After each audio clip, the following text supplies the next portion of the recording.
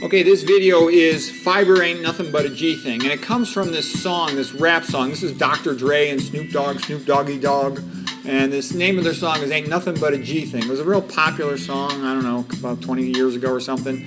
And anyways, it comes out of the realization that fiber is not just important for the gut. Everybody knows fiber helps prevent you from being constipated, lowers your risk of colon cancer, lowers your total cholesterol a little bit. Isn't that wonderful? But it also prevents all of abdominal pressure syndrome. The whole Dennis Burkitt discovered these. I have a whole other lecture on that, abdominal pressure syndrome and the Western abdomen. But the reason I'm talking about it here is G-Thang can mean gangster thing in the rap song, but it also means gastrointestinal tract. Okay, so the point is butyrate's important for a lot more than the gastrointestinal tract. We're going to go into that right now.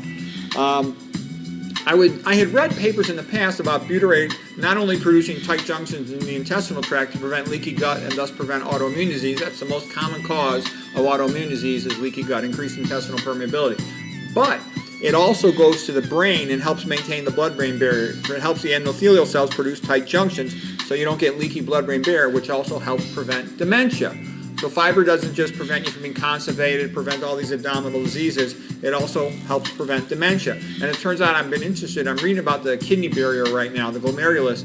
It also protects the glomerulus and helps prevent problems with abnormal leakage in the glomerular barrier and proteinuria, albuminuria, okay? So anyways, it protects the brain. It protects the gut, protects the brain, protects the kidney, and I'm like, well, gee, why wouldn't it also protect the eyeballs? The eyeballs are considered part of the brain, the retina. So the retina blood barrier, turns out butyrate protects the retina barrier. And then I'm like, well, why wouldn't it also protect the gonads? Because the same antibiotic that might get into the brain can get into the gonads or not. So yeah, it helps protect the blood testes barrier. And I will bet you it also protects the blood ovary barrier. I just haven't gotten to those papers yet. Okay, and then I come across a paper too. It protects the lungs and helps prevent asthma and some other problems. So the way it works is, I'll show you the next picture that'll make it simpler. What happens is you eat the fiber, and then here, I'll get myself out of the way now. When you eat the dietary fiber, or actually I'm covering up, you don't need to know this. This is the diseases. We'll get to that later. Okay, the dietary fiber is taken by the smiley face bacteria. Those are the good bacteria. And they are symbiotic with us, and they will convert it into short-chain fatty acids. You're going to see this abbreviation all the time, SCFA, short-chain fatty acids. 2-carbon acetate, 3-carbon propionate, they just go to the liver through the portal vein. They're used to make fats, okay? What you need to know is butyrate. Butyrate is 4-carbon fatty acid, 4-carbon carboxylic acid. It's just like butanoic acid, okay? You just need to know it's 4-carbon fatty acids taken up by the gut lining cells. They're also called enterocytes, because it's the enteric tract is the gut, and they're used to make tight junctions. The tight junctions hold those cells together so nothing can get past them. And that's exactly what you want. You don't want leaky gut, because leaky gut means that you have a breakdown of your tight junctions. And when you have a breakdown of your tight junctions, like what's happening over here, then bacteria themselves, these purple people eaters here, can get through. Bacterial endotoxins like LPS, lipopolysaccharide from the gram-negative bacteria. There's also a bacterial endotoxin from gram-positive bacteria, that would be lipoteichoic acid, LTA, that can get through. And they can then cause a lot of inflammation by their prothrombotic, they cause blood clotting. They also, when you got leaky gut, you'll have leaky blood-brain barrier. They can get into the brain parenchyma, and they can irritate it and cause brain fog, cognitive slowing. The brain guards are the microglia, like the security guards of the brain, and they will release toxic chemicals to sterilize the area because they will sense that endotoxin, bacterial endotoxin in the brain parenchyma as being, meningitis. So they want to sterilize that area, and that'll cause collateral damage of the neurons in the vicinity, transient dysfunction, potentially complete destruction, and kill those neurons. Not good, okay? So you don't want that. But what am I also saying here? What I'm saying is if you don't need fiber, you're going to be stupid, because if you don't need fiber, you're not going to be able to prevent leaky blood-brain barrier. You're not going to be able to prevent leaky gut. You're going to have more trouble in your kidney, and it's going to turn out you're going to be more likely to have problems with your testicles and be infertile, and you're more likely to have problems. I haven't got to the paper yet, but I will bet. You can just assume if it protects the testes, it's going to protect the ovaries too. And it also helps protect your eyes long term, because it's the same risk factors for all this stuff. Age-related macular degeneration, cataracts, glaucoma, diabetic retinopathy, hypertensive retinopathy. All right, so anyways, and by the way, this list right here, this list of all these things, these are all the things that cause leaky gut. I have a whole other lecture on that where I go into detail on all these things. There's a whole bunch of them. You just avoid them. Okay, when you avoid all these things that cause leaky gut, you also lower your risk of dementia. It's a good deal. You lower your risk of dementia, of autoimmune disease. It's all in your favor. So here, just to show you a couple of these papers relating to butyrate and how it protects the blood-brain barrier. So, blood-brain barrier protection by microbiota, that means gut bacteria-derived short-chain fatty acids, okay? It mentions all of them, but it's really butyrate, okay? They're critically important for preservation of blood-brain barrier integrity. They decrease paracellular permeability. That means the gaps between cells. They maintain these tight junctions, okay? So, they're protecting your blood-brain barrier, okay? There's lots of papers showing that. If you eat a lot of animal foods and sat fat, you cause blood-brain barrier leakage and you run the risk of cognitive fog and cognitive slowing in mice, for example. Fiber, there's no fiber in animal food, none, zero. All of it comes from plant foods. That's why you want to eat plant foods, or you become stupid.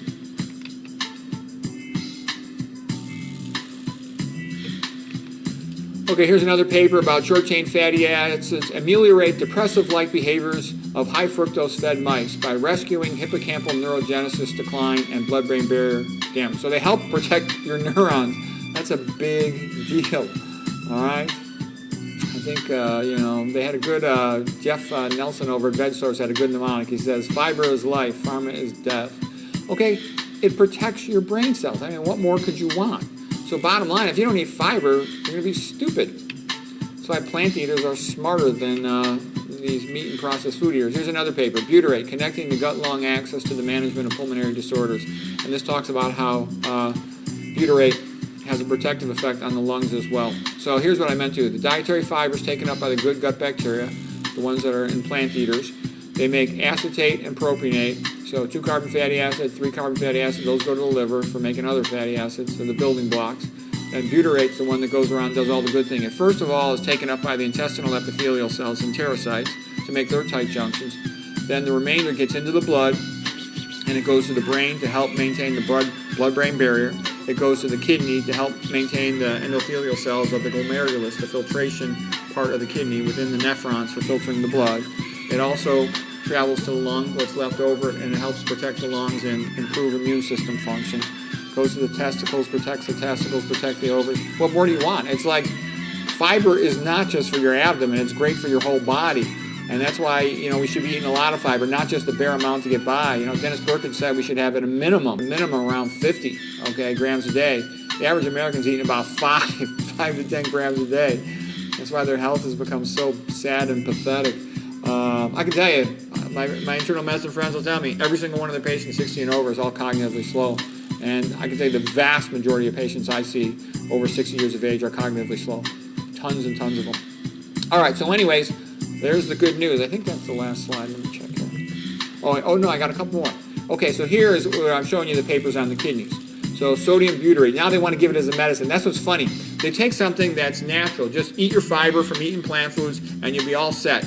But instead they want to make it into a supplement. Sodium butyrate. Key regulator of mitochondrial function. It also improves mitochondrial function. So it doesn't just protect the barriers, it improves mitochondrial function. That's what you want. That's where your energy comes from. You want to have energy. Lots of people, when they become vegans, they get more energy. They start running, 10Ks, triathlons.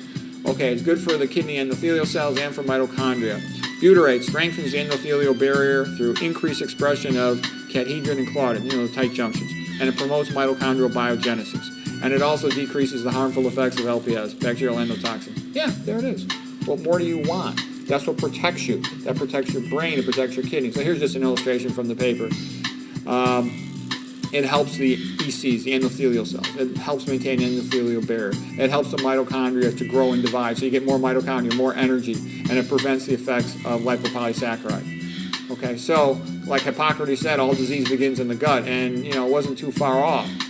You want to protect your gut, your brain, your kidneys, your eyeballs, your gonads.